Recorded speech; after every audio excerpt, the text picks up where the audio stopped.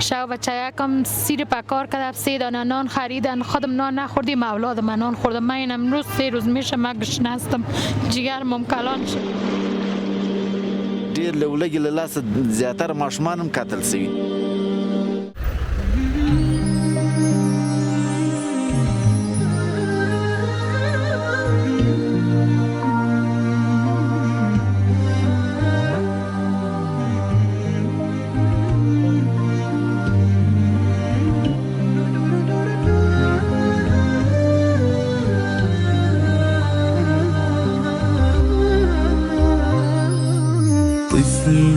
تسابقت الهموم إليه تجري دموع اليتم في خديه تتلعثم الكلمات في فمه وترى حياة البؤس في عينيه آلم وفقر حاله ودموع ظمأ وجوع قلبه موجوع من ذا يضيء له الحياة شموع من ذا يواسي ومن يؤويه كن بلسما يمحو الأنين وسعادة للآخرين.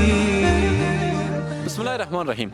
رسول گرامی اسلام صلی الله علیه و سلم مهربانی میکنند که الله متعال در کمک و نصرت و معاونیت بنده است تا وقتی که بنده در خدمت خلایق می باشه. جای خوشحالی است که الحمدلله امروز نزدیک به 1.5 خانواده های نیازمنده که در هوای سرد زندگی طاقت فرسای سپری میکردن اینا رو ما دعوت کردیم و آرد است و لوبیا است، نخود است، چای است، بوره است، برنج است و همچنان کمپل است، البسه لباس های است که هر کدام از این معادل 10,000 افغانی میشه. ما سپاسگزار هستیم از این میهنان عزیز خود که در چنین یک شرایطی که بدون شک اصلا مواد خوراکی قیمت و بهاش خیلی رفته بالا ولی بازم اینا کمک کردن، همکاری کردن و این خانواده‌های نیازمند دستگیری کردن. سپاسگزار هستیم از یونیورسال اپیل چریتی بابت همکاریشان که بیشترین خانواده یعنی 100 فامیل و خانواده را اینا کمک کردن و همچنین عزیزای دیگه که همکاری کردن و گفتن اسم ما برده نشه. پروردگار جهانیان در حسنات اینا حساب بفرمایه و خالی از اجر پاداش نمانه ان شاء الله. چون تعداد عزیزای ما زیاد است فقط با 2-3 نفر صحبت میکنیم و ببینیم که از مشکلات زندگی اینا با خبر شویم. از کجا آمدین شما؟ از خیرخانه. از خیرخانه. وضعیت اقتصادی تا نمیشه که تعریف کنید؟ وضعیت اقتصادی خو میفهمی که تمام کل افغانستان در بحران اقتصادی قرار داره. چند نفر هستین در خانه؟ 6 نفر. 6 نفر هستین. مشکلاتتان ان شاء الله مواد حل میسازه؟ ان شاء الله میرسه. موفق باشین، به خیر استفاده کنید. احساستان چی از همین لحظه که این مواد در خبرتان داده میشه؟ مواد به ما که داده ما خیلی خوش هستیم که حالا یک چند روز به ما یک چیز. چند نفر هستین در خانه؟ 12 نفر. 12 نفر.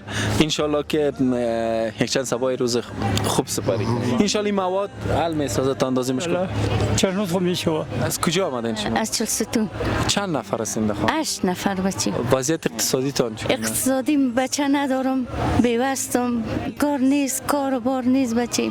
دستم شکستگی است، خودم میرم کالاشوی یگان کاروبار میکنم اگه کدام خانه گای میشه گای نمیشه بچه. زادت مشاورم معتادم است، معیبم است، یک دخترکم گنگه است، یک بچه یک دیگه ما 3-4 تا معیب دارم. خودم در خانه مردم کالاشوی میکردم.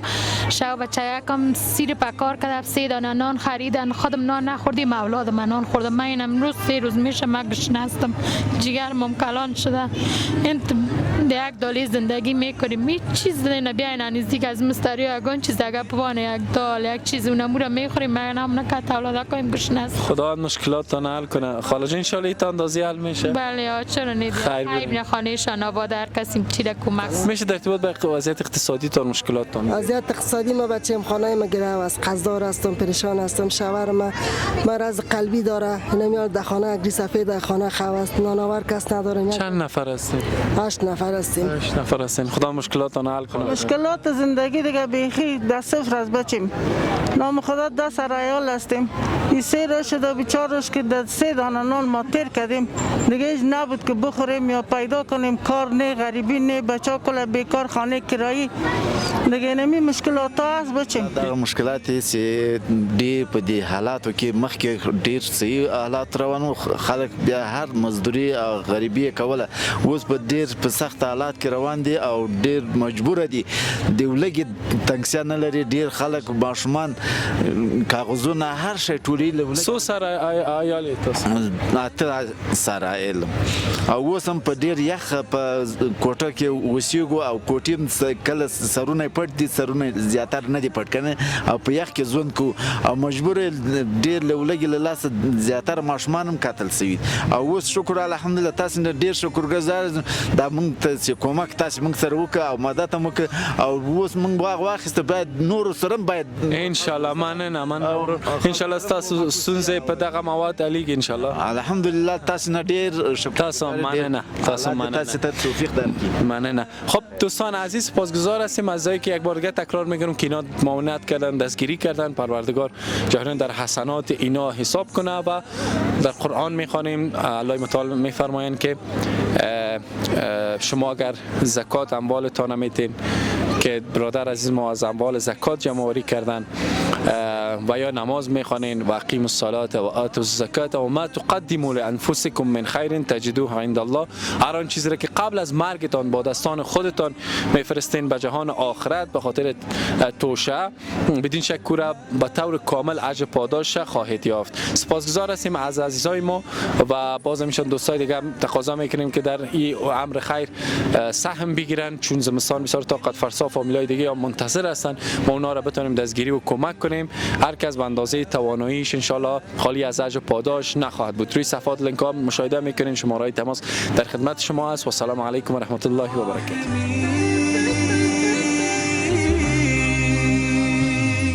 وهنا احتوته قلوب من تهوى فعل الجميل وزادها التقوى جعلت له في حضنها مأوى قلبا رحيما كي يحن عليه.